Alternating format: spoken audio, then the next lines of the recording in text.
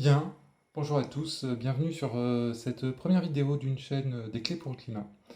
Une vidéo pour faire un peu une introduction aux enjeux climatiques.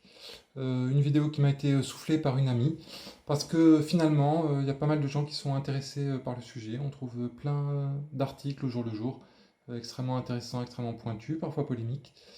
Mais on manque, en fait, il me semble, de formation générale, d'introduction générale. Donc je vais essayer de faire des vidéos qui vous permettent de vous faire un peu votre propre avis, de vous mettre le pied à l'étrier, de vous donner des clés pour comprendre un peu ce que disent les uns et les autres. Je vais essayer d'être un peu factuel, de pas être moral, c'est pas le but, et de vous parler comme je parle à mes enfants, c'est-à-dire à des gens que je pense capables de comprendre, dont j'espère qu'ils vont partager les mêmes valeurs, mais en fait qui peuvent avoir finalement des avis différents sur certains points. Voilà.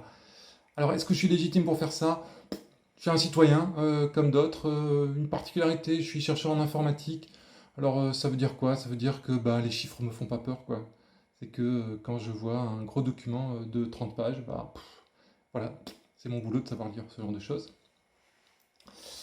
Moi, je suis né dans les années 70, j'ai grandi dans les années 80, j'ai été étudiant dans les années 90.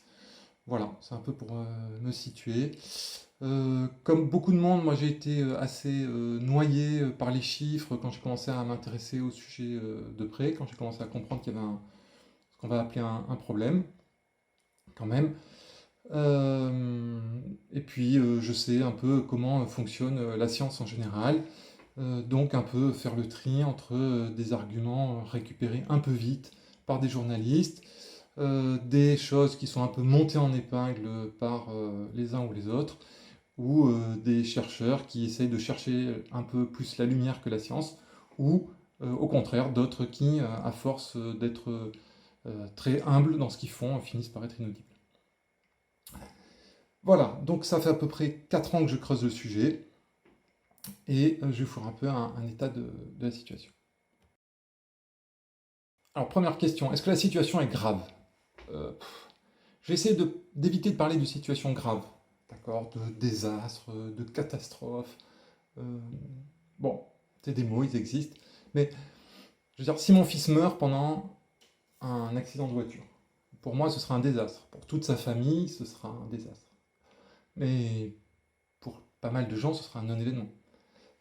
Allons même un peu plus loin. Si mon fils est la seule victime d'accident de la route cette année, hein, bah, globalement, ça sera plutôt une réussite pour l'ensemble de la société française. Ça restera un drame pour moi. Ah, j'ai pas dit ça. Si je devais donner mon sentiment personnel, c'est que la situation est très grave. Voilà. Mais moi, je fais cette vidéo pour aider chacun à se faire son idée. Est-ce que c'est désespéré? Bah, même réponse. Désespéré, ça veut dire quoi? Hein? On va essayer de ne pas avoir jugement de valeur. Hein? Donc, on va essayer de vous aider à vous faire votre idée. Bon, alors, première question. Est-ce qu'on sait où on va? Est-ce qu'on sait ce qui nous attend? Bah, avant de parler de ça, j'ai besoin de faire un petit détour. Et oui, je vous dis que c'était une introduction. Une introduction, on fait souvent des détours parce qu'il faut poser les bases.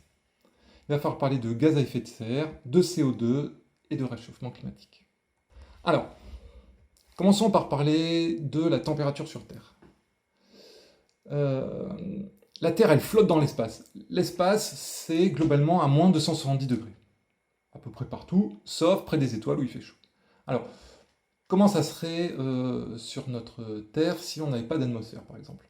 Ben, on peut faire assez simple, dire qu'on aura à peu près le même climat que sur la Lune, c'est-à-dire plus 100 le jour, moins 150 la nuit. Bon, pas vraiment les conditions pour vivre. Voilà.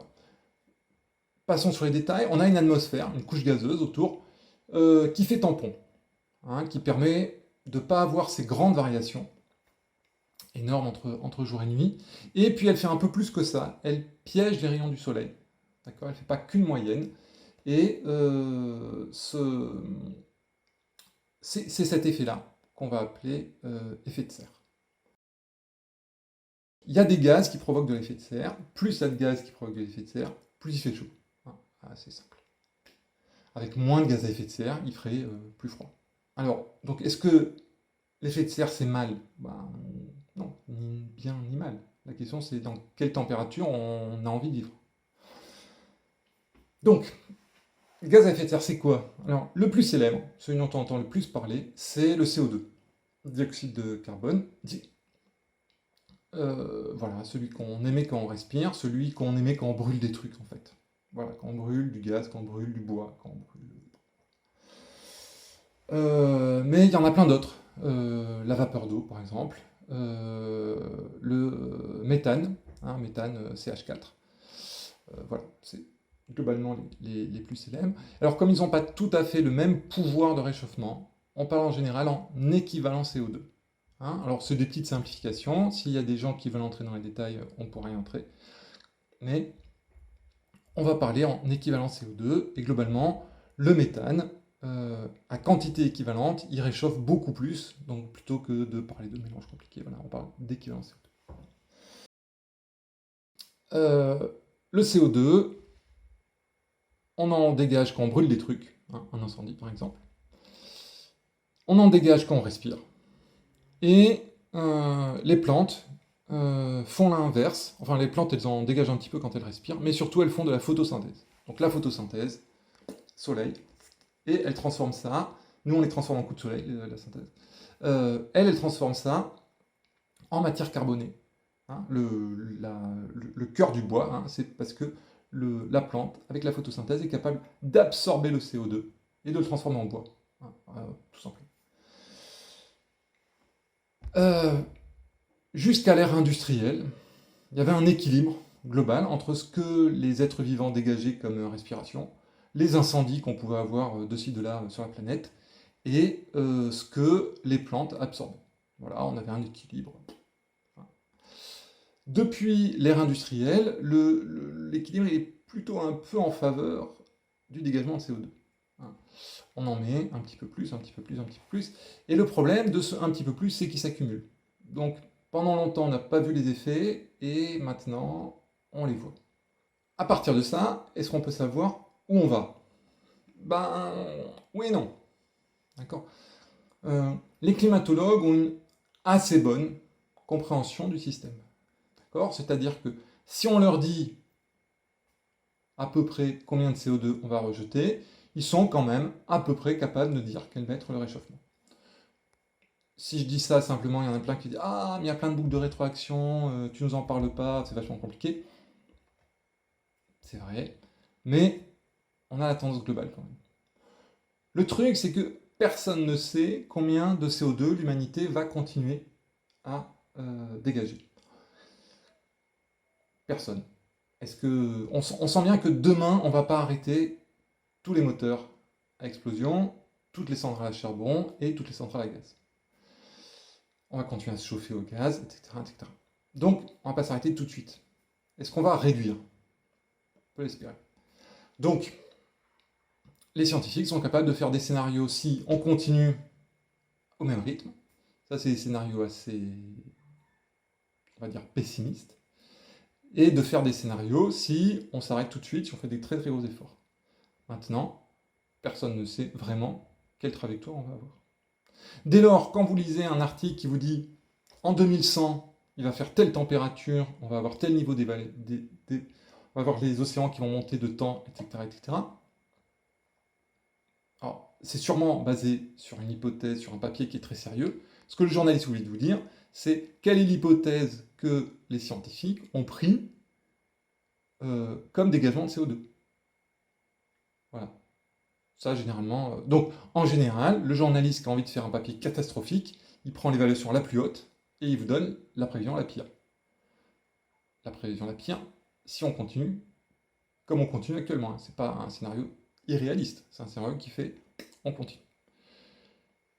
Et il y a sûrement dans le même papier de recherche, il y a sûrement d'autres valeurs qui correspondent à d'autres trajectoires. Comme on ne sait pas celle qu'on va prendre, on ne peut pas vous en dire beaucoup plus.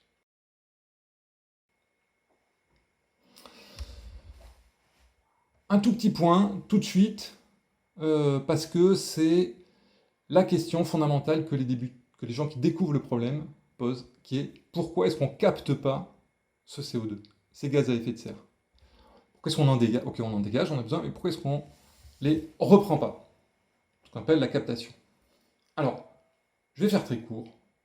La captation, c'est compliqué et ça coûte horriblement cher. Derrière, il y a des principes de thermodynamique, de physique, qui sont que c'est toujours plus facile de dégager du CO2 que de le remettre sous forme stable. Donc, envoyer du CO2 dans l'atmosphère, c'est super facile, et puis ça nous chauffe, c'est cool, ça permet de faire fonctionner le moteur. Par contre, faire la mécanique inverse, ça demande beaucoup d'énergie, et pour simplifier les choses, beaucoup d'énergie, c'est beaucoup de pognon. D'accord? Et qui va payer pour absorber du CO2? Bah, visiblement, pour l'instant, on n'a pas décidé. Donc, on pourra revenir plus tard sur cette question de captation, mais il y a des gens qui sont vraiment de bonne foi et qui disent ah, mais pourquoi on a des pots catalytiques pour capter les trucs qui sortent des voitures, pourquoi est-ce qu'on ne capte pas aussi le CO2? Ben, la réponse est il faudrait un deuxième moteur pour capter le CO2, et pour le dire, la physique nous dit que ce moteur il consommerait plus d'énergie que le moteur qui fait avancer la voiture. Donc en fait, ça n'a pas de sens. Il vaut mieux utiliser un moteur qui dégage pas de CO2. Ça sera beaucoup moins cher. Donc, on résume. On a notre atmosphère, on rajoute du CO2 dedans, et d'autres gaz à effet de serre. Et si on continue comme ça, la température va augmenter, et il n'y a pas de limite supérieure à la température qu'on va atteindre. Je veux dire, plus on en met, plus ça va chauffer. Point. Alors, si on se pose comme objectif de limiter cette augmentation de température, il faut réduire nos gaz à effet de serre. On est tous à peu près d'accord. Et il faut savoir d'où ils viennent. Il faut se concentrer sur les grosses sources. Hein, vous savez tous, hein, si on veut perdre du poids, il ne suffit pas de se couper les ongles. D'accord?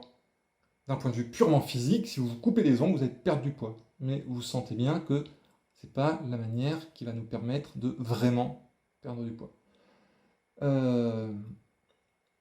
Donc, essayons de regarder d'où ça vient. Il faut savoir d'où ça vient, et donc il faut parler chiffres. Et alors là, attention, bataille de chiffres. Si j'ai des chiffres, hop, des chiffres, hop, des chiffres. Donc ça, c'est le coût de la bataille d'experts. Ouais, 40%, ouais, 36%, ouais, 20%. Alors, je vais essayer de vous illustrer en quoi, de toute façon, les batailles de chiffres sont quelque part assez vaines. D'accord? Si vous voulez perdre du poids, vous savez bien qu'au goûter, il vaut mieux prendre une pomme qu'un Mars. Ok. Maintenant, si vous demandez, mais au fait, une pomme, elle est équivalente à combien de Mars? Ou plutôt, un Mars, ça correspond à combien de pommes? Bah, ça dépend. Ça dépend de la taille de la pomme. Est-ce qu'elle a beaucoup de sucre dedans? Ça dépend si vous vous intéressez juste au sucre, à, je sais pas, d'autres quantités aux graisses, etc., etc. Donc, on va pouvoir vous dire, à peu près, un Mars, ça correspond à tant de pommes. Mais c'est pas un chiffre absolu. Donc pareil, quand on va vouloir comparer un trajet en train, un trajet en voiture, ben, pour le train, ça va dépendre du type de train, de combien de passagers dedans, s'il y a du vent, en sens contraire, dans le bon sens. Et la voiture, bah, pareil, est-ce que c'est une grosse voiture? Est-ce que c'est une petite voiture? Est-ce que vous avez beaucoup de bagages? Est-ce qu'il y a du vent? Mais bon, donc tout ça, ça veut dire que quand on commence à vous dire, à faire des équivalences précises, de toute façon, c'est pas possible. D'accord? Par contre, on peut quand même avoir des ordres d'idées. Hein, et on va voir plus tard que pour 100 km parcourus, il n'y a quand même pas photo. Le train, ça émet beaucoup, beaucoup, beaucoup moins qu'une voiture. Bon, alors, plutôt que chiffres, je vais vous montrer un graphique. Je ne l'ai pas fait, c'est pas moi qui l'ai fait. C'est les gens du GIEC qui l'ont fait, il est très très bien. Pas grand monde l'a traduit, je n'ai pas trouvé de version traduite, mais enfin, je pense que c'est de l'anglais qui est compréhensible par tout le monde. Et ça se décompose à chaque fois en deux parties. D'accord? Tac. Il y a une partie qui correspond à ce qui est dégagé par un secteur de façon directe. Et ensuite, ce secteur, il peut utiliser l'électricité. Voilà, et ensuite, on essaie de voir donc la production électrique, par qui elle est utilisée. Donc, par exemple, le bâtiment. Quand vous construisez un bâtiment, vous utilisez tractopelle. D'accord, par exemple. Ces tractopelles, ils dégagent du CO2. D'accord, je n'ai pas encore vu de tractopelle électrique. Et ensuite, une fois que le bâtiment est construit, il faut le chauffer. Et chauffer un bâtiment, eh ben, ça va utiliser soit de l'électricité, soit du gaz, etc., etc. Donc, on retrouve les deux parties. Donc, si on regarde un peu, qu'est-ce qui dégage des gaz à effet de serre? Hein, qu'est-ce qu'on a? On a un tiers, hein, 21% en direct et puis 11% en consommation électrique, qui vient de l'industrie. Alors, l'industrie, c'est les smartphones, c'est les vêtements, c'est les vélos, mais c'est aussi les médicaments, le scanner qui permet de vérifier que on a une tumeur ou on n'en a pas, etc., etc. Ça, c'est un tiers, 21% plus 11%. On a un quart, c'est l'agriculture. Alors, moi, ça m'a vachement surpris la première fois que j'ai vu ça, mais il faut enfin, voilà, c'est comme ça. De temps en temps, quand on regarde les chiffres, ensuite, il faut admettre ce qu'ils sont. Donc, cette agriculture, c'est quoi? C'est les tracteurs, c'est les engrais, euh, tous les produits chimiques qui permettent d'augmenter les rendements. Ils ont quand même un assez fort impact en gaz à effet de serre. L'héros des vaches, ouais, on y reviendra. Ça m'a aussi, la première fois, ça m'a fait rire. Ensuite, je me suis dit, mais c'est n'importe quoi. Et puis, mais on y reviendra. C'est un vrai problème. Donc là, on avait un quart. Il y a un petit cinquième, c'est le bâtiment. Hein, construire un immeuble, une maison, la chauffer, se doucher. Enfin, on rappelle le bâtiment. Il y a un huitième, à peu près, c'est nos déplacements. Voilà, l'automobile, l'avion, le train, etc., le fret. Et il y a un dixième de divers. Voilà. Alors, ça, c'est au niveau mondial. Euh, c'est important d'avoir la vision globale, mais ce qui est en général intéressant, c'est de regarder au niveau français. Alors, pour les Français, globalement, l'empreinte carbone d'un Français, c'est 12 tonnes par an. Hein. 12 000 kg, hein, 12 092 kg, là, c'est 12 tonnes. Hein. Gardons ça en tête. Et alors, ça vient d'où? On voit, on a un gros bloc, c'est nos transports. Nos transports, c'est quoi? C'est les voitures. Il faut le dire, hein. Le gros, c'est nos voitures. Ensuite, les avions, pour ceux qui prennent l'avion. Ensuite, on a le fret. Alors le fret, c'est chaque fois qu'on fait venir un truc de loin, et ben c'est du fret. Et train et bus, bon ça c'est vraiment peanuts. Ça ne veut pas dire qu'on n'a pas d'efforts à faire sur les trains et tout ça, mais si on veut gagner vraiment, c'est pas là qu'il faudra faire un effort. Le deuxième gros bloc, c'est le logement. D'accord? Le logement, quand on dit logement, c'est logement et bureau. Et la grosse partie, c'est quand même faire vivre ces logements. Hein, les chauffer, les éclairer, les frigos, etc., etc. Vivre dedans. Il y a une part aussi importante dans la construction. Il y a des marges de progression sur la construction.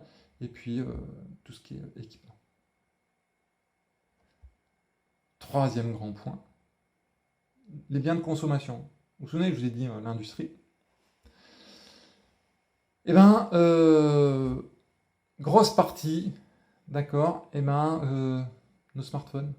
Voilà, le truc sur lequel vous regardez cette vidéo, le truc avec lequel je fais cette vidéo, les usages, globalement, d'Internet, des technologies. Bien sûr, les télés, il n'y a pas que les smartphones, etc., etc. Gros morceau aussi, l'habillement. Et ouais, la mode, ça coûte... enfin, ça coûte. Ça dégage pas mal de CO2. Voilà. Il faut en avoir conscience. Et puis ensuite, un autre gros pâté, autres biens et services. Troisième gros bloc, notre alimentation. Alors, notre alimentation, décomposée là aussi en trois parties. La grosse partie, c'est la viande et les poissons. Voilà. Euh, bon, moi, quand j'ai vu ça, ça m'a fait mal parce que, très clairement, j'étais plutôt un gros mangeur de viande. Enfin, un gros, non, pas gros, enfin, j'aime bien ça quand même. Voilà. Il a fallu que je lise plusieurs études pour me convaincre que c'était des vrais chiffres. Et voilà, c'est les vrais chiffres. Voilà, donc, viande et poisson, gros truc. Produits laitiers, œufs, deuxième partie. On pourra entrer peut-être plus en détail dans une vidéo sur le fait qu'il y a quand même une assez grosse différence entre les produits laitiers et les œufs. Voilà. Et puis ensuite le reste, c'est nettement moins fort. Et puis on pourrait peut-être voir aussi la question des boissons. Et le dernier point, le dernier petit bloc, c'est les services publics. D'accord? La santé, etc., etc. Et on y reviendra une autre fois.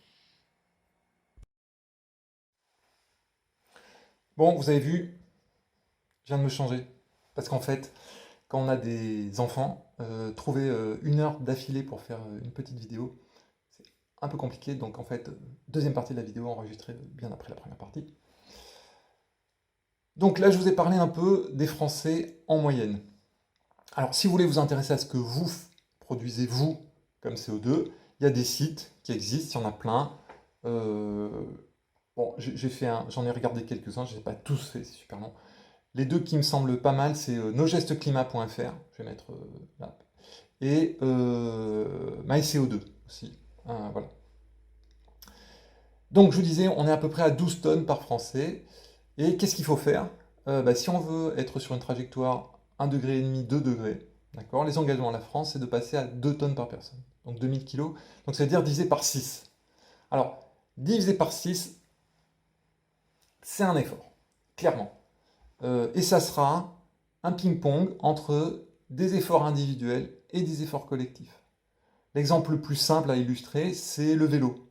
C'est-à-dire que décider de prendre mon vélo, d'accord, c'est un effort individuel. C'est moi qui pédale, puis parfois il fait un peu froid, parfois il y a de la pluie, tout ça. S'il n'y a pas de piste cyclable, bah, c'est vachement plus compliqué. Si c'est dangereux d'y aller parce que les pistes cyclables, il n'y en a pas, qu'il y a juste une grosse nationale, bah, voilà. Donc la question de la piste cyclable, c'est un travail collectif. Par contre, une fois qu'il y a la piste cyclable, partager la piste cyclable entre les gens qui sont pressés et les gens qui débutent à vélo, et ben ça, c'est un travail individuel. Voilà. Bon. Donc, quels efforts on va être prêt à faire pour arriver à ces 2 degrés, ou ces 1,5 degré, en tout cas à ces 2 tonnes? Bon, on verra, on reparlera un peu plus en détail, mais on peut essayer quand même d'illustrer à titre individuel. Qu'est-ce qu'on peut faire par exemple avec 1 kg de CO2? Ben, avec 1 kg de CO2 par exemple, vous pouvez faire un Toulouse-Lille en train. C'est 1 kg de CO2. Par contre, si vous prenez votre voiture, avec 1 kg de CO2, vous pouvez faire 10 km. Donc vous pouvez aller à la gare, quoi. Ouais, t'es en train de nous dire que ça dépense autant d'aller à la gare en voiture que de prendre le train ensuite? Bah ouais, voilà. 1 kg de CO2, par exemple, c'est 8 heures de vidéo sur Internet. 1 kg de CO2, c'est un gros filet de poisson. Voilà. Mais si vous prenez un bon steak c'est 4 kg de CO2. Et si vous mangez des lentilles, par contre, c'est 100 grammes. En quantité de protéines équivalente. Donc on voit vraiment qu'il y a des impacts sur ce qu'on fait au quotidien. Vraiment dans un gros ratio, quoi. Si on essaye de penser à des choses un peu plus grosses, par exemple, un téléphone portable, hein, mon téléphone portable, a priori, c'est 80 kg de CO2. Donc 40 allers-retours, Paris-Lille. Voilà, donc ensuite, le gros électroménager, voilà, une télé, un ordinateur portable, on est à 300 kg à peu près. Alors, ok, mais est-ce qu'on a besoin vraiment de limiter nos dégagements de CO2? Je veux dire, mon téléphone portable, je l'aime bien. Euh, et ma voiture aussi. Alors, on nous parle de 1,5 degré, 2 degrés. Qu'est-ce que ça veut dire vraiment? Alors, il y a plein de sites qui vous donneront plein de projections. On est presque noyé sous l'info. Je vais essayer de vous illustrer déjà le fait que euh, c'est pas complètement évident à première vue. 2 degrés, c'est pas 2 fois plus d'emmerde que 1 degré. Parce que globalement, on a déjà tous pris 1 degré. Et pour le français moyen, je veux dire, celui qui n'a pas sa maison qui a été emportée par une tempête, ça va. 1 degré, on vit avec. Mais 2 degrés, ça ne sera pas juste 2 fois plus d'incendie que 1 degré. Une première illustration, c'est de parler du corps humain. Donc j'ai pris l'illustration à Jean-Marc Jancovici. D'accord? La température normale du corps humain, c'est 37. Si vous prenez 1 degré, vous êtes à 38. 38, globalement, vous faites votre journée. Vous n'êtes pas super en forme, mais vous faites votre journée. Si vous prenez 2 degrés, vous êtes à 39. Alors si vous allez bosser avec 39, globalement, c'est que vous avez un boulot qui n'est pas trop physique. 3 degrés, c'est 40. Alors 40, normalement, vous êtes au lit. Et si je parle de 7 degrés, 7 degrés, c'est 44. 44, vous passez une journée à 44, vous êtes mort, tout simplement. Pas à faire beaucoup plus. Ok, donc la biosphère, elle va avoir comme ça des réactions qui ne sont pas juste linéaires, juste 2 degrés égale 2 fois plus d'incendie que 1 degré. Non, non, ce sera. Autre exemple, 3 degrés, c'est la différence qu'il y a entre la température moyenne à Paris et la température moyenne à Madrid. Alors, la première fois que j'ai vu ça, je me suis dit, bon, cool, ça veut dire que c'est pas trop grave. On va avoir le climat de l'Espagne, et puis moi, j'aime bien passer mes vacances en Espagne. Voilà. Sauf que quand on réfléchit un peu, toute notre belle agriculture, là, tout notre blé dans la bosse, toutes nos céréales, tout ce sud-ouest de la France qui est tout vert et qui nous fait des fruits et tout ça, eh ben, ça marche plus avec 3 degrés de plus. Je veux dire, tout simplement, ça veut dire que on fait plus de céréales dans le nord de la France. En tout cas, on fait plus de blé, ça clairement. Ah ouais, bah ouais. Et puis en plus, c'est pas juste une élévation des températures. Parce que s'il y avait juste une élévation des températures, on dirait, bon, le vignoble bordelais est condamné, mais on va avoir du bon vin qui va venir d'Angleterre. Sauf que ce qui est en train d'arriver aussi, c'est une augmentation, ce qu'on appelle les événements climatiques extrêmes. Ça veut dire plus de tempêtes, plus d'eau qui ravine, plus d'orages, plus d'incendies, etc., etc. Donc ça va avoir un impact vraiment si on a 3 degrés. Et puis, je vous ai dit, la France devient l'Espagne. Ok, mais l'Espagne devient quoi? L'Espagne devient le Maroc? Est-ce que les Espagnols, ils ont envie d'avoir le climat du Maroc? J'en sais rien. Et les Marocains, ils prennent quoi? Ils prennent le Sahel? Pas envie, hein. Voilà, donc tout ça pour dire que 3 degrés, c'est vraiment pas neutre. D'accord? Et qu'on a vraiment intérêt à rester entre 1,5 degré et 2. Et puis, il y a aussi un troisième point, c'est que quand les gens pensent 3 degrés, ils pensent changement de 3 degrés continu. Donc, dans une journée, entre le matin et l'après-midi, on peut avoir 10 degrés, ça passe bien. Le truc, c'est que 3 degrés de plus, ça veut dire aussi que les extrémas vont augmenter de beaucoup plus que 3 degrés. Je vous donne un exemple simple. Vous jouez au dé, aux petits chevaux, avec 2 dés, d'accord? Vous faites des résultats entre 2 et 12, et la moyenne est 7. Vous prenez 3 dés, la moyenne cette fois-ci c'est 10,5, donc vous avez pris 3,5. Mais par contre, le maximum c'est 18, vous avez pris plus 6 sur le maximum. Et le réchauffement climatique, ça va être beaucoup plus que ça. C'est-à-dire que chaque degré de moyenne gagnées va vraiment augmenter beaucoup plus les maximales. Donc on revient au début, c'est désespéré. Alors, ce qui est clair, ce qu'il faut dire, c'est qu'on ne reviendra jamais en arrière. On a pris 1 degré, 1 degré 2 là. Le CO2 qu'on a dégagé, il va falloir à peu près 10 000 ans pour que l'atmosphère l'enlève, le capte. Et en plus, on en continue à en rajouter. Donc clairement, on ne reviendra pas en arrière. Ça, c'est mort. Ce qui ne veut pas dire que le futur soit invivable. Ça dépend de ce qu'on veut faire. On va peut-être être obligé de limiter notre consommation. Mais moi, honnêtement, je viens des années 80, hein, vous voyez les cheveux. Dans les années 80, on avait des cassettes, on faisait des copies de cassettes entre copains, et on allait chez un disquaire pour découvrir des nouveaux morceaux. On n'avait pas Internet, les téléphones portables et tout ça. Bah, honnêtement, la musique était sacrément bonne, et on passait des super soirées à s'écouter la musique entre copains. Je suis pas contre la techno, d'accord? Je me souviens aussi que quand on devait appeler des copains qui habitaient pas au même endroit, dans la même ville, ça coûtait une blinde et on se faisait gronder par les parents. D'accord? La téléphone est gratuit, c'est cool. Mais l'important, c'est surtout d'avoir des copains et de la bonne musique. Donc la question, c'est qu'est-ce qu'on veut préserver? Quels efforts on est prêt à faire? Et ça, la discussion, elle n'a pas globalement encore lieu.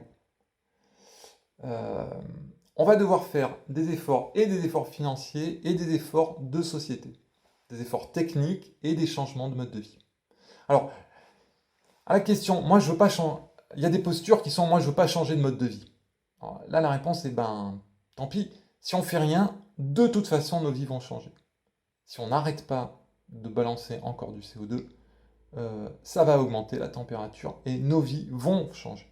Donc la question c'est pas est-ce que ça va changer, la question c'est quel changement on peut avoir. Alors on peut faire plein de trucs. Alors l'effort il n'est pas insurmontable.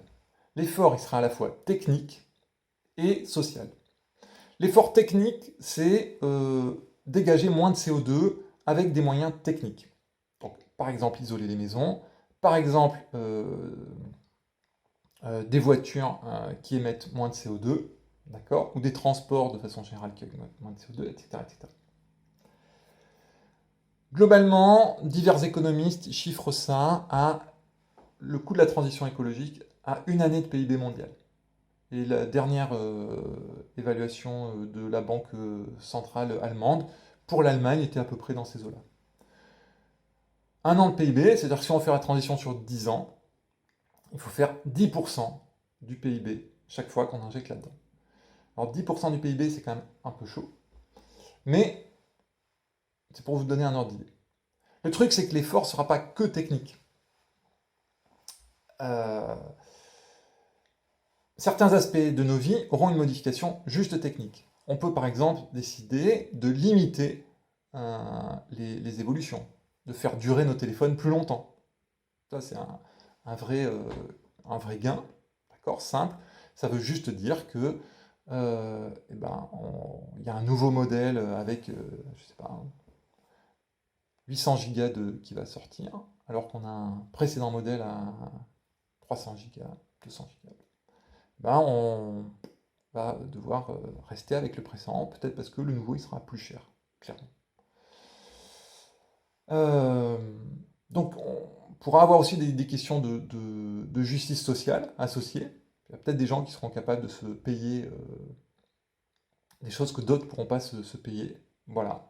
Ceci dit, c'est déjà le cas sur pas mal de choses. Mais ça va changer. Il y a vraiment des choses qui vont devenir plus chères.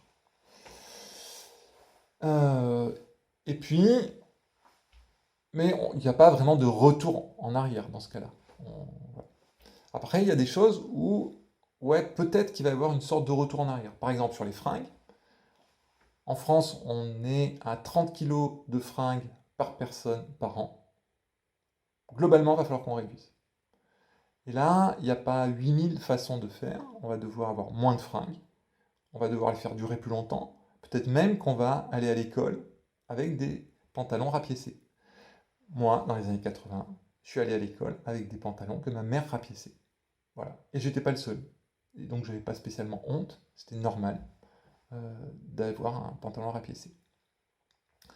De nos jours, ce serait plutôt la honte. Changement social. Et là, on voit bien qu'il y a une notion de honte associée. Si je vais à l'école avec un t-shirt rapiécé, parce que j'ai pas les moyens d'en payer un autre, eh ben globalement j'ai honte. Voilà. Si je viens avec un t-shirt rapiécé, parce que j'ai décidé de faire durer ce t-shirt-là, d'accord, je peux être fier de ça. Voilà. Est-ce que je peux être fier d'un truc que de toute façon j'ai pas le choix? Voilà, moi j'ai pas complètement la solution. Pareil, la viande. Alors clairement, je pense que la viande, il va falloir qu'on réduise la consommation. J'expliquerai pourquoi peut-être dans une autre vidéo. Actuellement, si je peux pas payer de viande à mes enfants, ben, je me demande est-ce que j'éduque bien les parents? Globalement, c'est la honte. Hein. Si je décide de faire des spaghettis aux lentilles à mes enfants en essayant de les éduquer à un monde où on mange moins de protéines animales, c'est un choix. Et qui me coûte moins cher en plus. Voilà. Est-ce que j'ai honte parce que je peux pas? Est-ce que je suis fier parce que je l'ai décidé? Voilà. Je suis pas dans la tête des gens. Euh, voilà. Et je sais que c'est dur pour certains. Donc il y aura des changements. Mais ça ne veut pas forcément dire qu'on aura une société triste. D'accord? Donc je vous ai parlé de ces années 80. On n'avait pas le même pouvoir d'achat, on n'avait pas le même accès à la technologie. On n'était pas malheureux, très clairement. Euh, c'est plus confortable, les années 2020. D'accord? Mais le confort et le bonheur, c'est pas tout à fait la même chose. Voilà, on a passé 40 ans, 50 ans à avoir une énergie pratique et pas chère. Il nous faut changer. Voilà. Alors, quels efforts sommes-nous prêts à faire, chacun et collectivement? Voilà, donc c'est la fin de cette longue introduction. Je vais faire apparaître la liste de plein de gens qui m'ont inspiré pour faire cette vidéo. Si vous voulez creuser le sujet, je vous invite à aller les voir. Gardez un esprit critique. J'ai mis des gens qui n'étaient pas d'accord entre eux. Même moi, je ne suis pas d'accord avec chacun d'entre eux. De toute façon, comme ils ne sont pas d'accord, c'est pas possible. Mais c'est quand même des gens qui font avancer le débat. Voilà, c'est la fin de cette vidéo des clés pour le climat. J'espère que ça vous a plu. Si ça vous a plu, appuyez sur le pouce. Si vous voulez m'encourager à faire d'autres vidéos et recevoir des notifications par là même, abonnez-vous. Ça me permettra d'avoir un peu d'encouragement. Si vous avez des remarques à faire, bah, c'est dans la partie commentaires que ça se fait en dessous de la vidéo. Et surtout, le plus important, n'hésitez pas à faire suivre cette vidéo à des gens dont vous pensez qu'ils pourraient être intéressés, à montrer cette vidéo. Voilà, puisque le but, c'est que le message touche le plus en plus de monde. Voilà, à une prochaine. Et puis voilà, à une prochaine. Bye.